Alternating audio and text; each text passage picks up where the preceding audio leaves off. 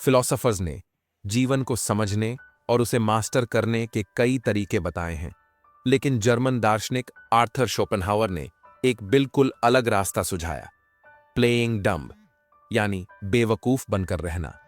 Schopenhauer का मानना था कि इस तरीके से आप न सिर्फ सफल हो सकते हैं, बल्कि सम्मानित भी। वो कहते थे, कभी कभी समझदार बनने से बेहतर है कि लोग आपको कम समझें। जब शोपेनहावर थे 19 साल के, उनकी मां ने उन्हें एक चिट्ठी लिखी। उसमें उन्होंने अपने बेटे की आदतों पर तीखा व्यंग्य किया।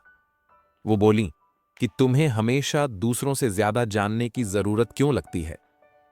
उन्होंने कहा कि तुम्हारी बुद्धिमत्ता चाहे कितनी भी असाधारण हो, लेकिन अगर वह दुनिया के किसी काम की नहीं तो उसका कोई महत्व नहीं। यह चिट्ठी शोपेनहावर के उस संघर्ष को दिखाती है जो उन्हें अपनी इंटेलेक्चुअल सुपीरियॉरिटी के कारण झेलना पड़ा। बाद में यही सोच उनके फिलॉसफी का केंद्र बनी। शोपेनहावर मानते थे कि प्राइड इन इंटेलेक्ट इंसान को भीड़ से ऊपर उठा सकता है, लेकिन साथ ही वो ये भी समझते थे कि ऐसी श्रेष्ठता दूसरों में एनवी और रिजेंटमेंट भी पैदा करती है। तो सवाल उठता है, प्लेइंग डम्ब यानी बेवकूफ बनने से हमें क्या मिलता है? आइए समझते हैं शोपेनहावर की ये 5 स्ट्रैटेजीज जो हमें सिखाती हैं कि कैसे कमजोर दिखकर भी जीत हासिल की जा सकती है। Strategy 1, the art of surprise, चौंकाने की कला। हमेशा अपनी पूरी ताकत सबके सामने मत दिखाओ।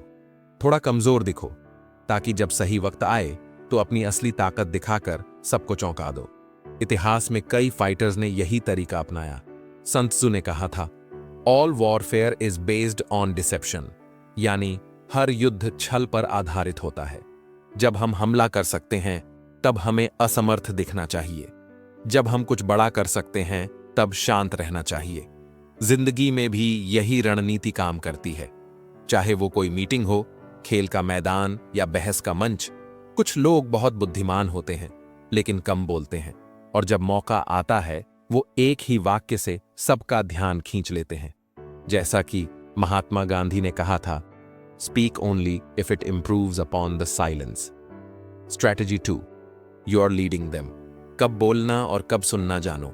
हर माहौल में 2 तरह के लोग होते हैं, एक वो जो लगातार बोलते रहते हैं और दूसरे जो चुपचाप सुनते रहते हैं। पहले वाले को शायद ही कोई गंभीरता से लेता है जब तक कि वो आपका बॉस ना हो। शोपेनहावर कहते हैं, wisdom lies in knowing when to speak. Play dumb का मतलब मूर्ख बनना नहीं, बल्कि सही वक्त का इंतजार करना है। प्लेटो ने कहा था, wise man speak because they have something to say, fools because they have to say something. जब आप ज्यादा सुनते हैं तो आप सबकी बातें, विचार और कमियां समझ लेते हैं। फिर जब आप बोलते हैं तो आपकी बात सबसे असरदार होती है। इस तरह प्लेइंग डम असल में प्लेइंग स्मार्ट होता है। Strategy 3, let them think Dev solved it. दूसरों को श्रेय दो। हमारे आसपास ऐसे लोग होते हैं जिन्हें हम हर हाल में सम्मान देना चाहते हैं, माता पिता, शिक्षक, बॉस। कभी कभी हमें उन्हें सुधारने की जरूरत होती है, लेकिन सीधा बताने के बजाय हमें ऐसा करना चाहिए कि उन्हें लगे कि ये विचार उनका खुद का है। जैसे कोई खिलाड़ी किसी विशेष फैन को मैच जीतने देता है ताकि उसे भी गर्व महसूस हो। ऑफिस में भी यही होता है। कभी कभी हमें अपने बॉस को गलत साबित नहीं करना चाहिए, बल्कि उन्हें महसूस कराना चाहिए कि वो सही हैं। शोपेनहावर ने कहा था, to play the fool is the last resort in order to cover the defects of others. दूसरों की डिग्निटी बचाना ही असली बुद्धिमानी है। हर इंसान की भावनाएं होती हैं। अगर आप बार बार किसी को सुधारेंगे तो वो आपको दुश्मन समझने लगेगा। Strategy 4, don't take the spotlight. हर वक्त चमकने की कोशिश मत करो। हर किसी को स्पॉटलाइट में रहना अच्छा लगता है, लेकिन जब तक आप किसी मुकाम पर नहीं पहुंचे, बेहतर है कि लो की रहो। शोपेनहावर कहते हैं, act as if you don't know anything until the right moment arrives, यानी जब तक वक्त न आए, ज्ञान और शक्ति अपने अंदर छिपा कर रखो, और जब मौका मिले तब चमको। लाओ त्सू ने भी यही कहा था, the sage wears rough clothing and holds the jewel in his heart. Socrates ने भी सॉक्रेटिक आयरन का इस्तेमाल किया। वो खुद को अज्ञानी दिखाते थे ताकि लोग अपनी सोच खुद सामने लाएं, और जब वो विरोधाभास दिखाते तो दूसरों को गहरी सोच में डाल देते थे। जैसा कि सोक्रेटिस ने कहा था, I know that I know nothing.